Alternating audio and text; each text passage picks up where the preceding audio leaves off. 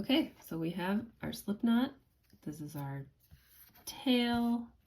This is our working yarn. And now we're going to start a foundation chain. And a foundation chain is how you start every crochet project. And it's sort of just like your base of stitches that you start stitching into. And it's kind of vague. You'll see as we go along. So get your yarn hooked up on your hands however it makes sense to you. I do this like I showed you earlier.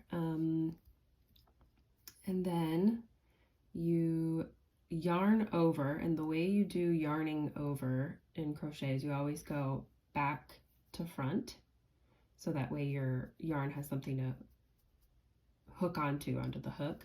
It doesn't make sense if you go forward because then it can slip off. You'd have nothing, your hook doesn't have anything to grab onto. So we go from the back to the front, yarning over. Hold on to the knot of your slip knot, and when you yarn over, you can kind of twist your hook so that it grabs on a little easier and something to pull through. So I'll do that again really slow. Hold on to your first slip knot and yarn over from back to front, and then you can just pull that loop through the slip knot. And you've just chained one, and we're going to be counting as we do this because you need to know how many chains you're doing in any project that you're going to start. So I'll do that again really slow.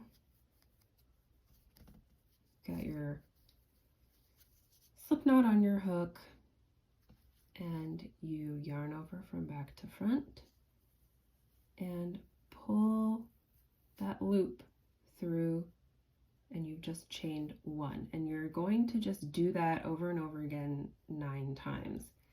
So I'll show you again. Yarn over from back to front, pull that loop through, and there's 2.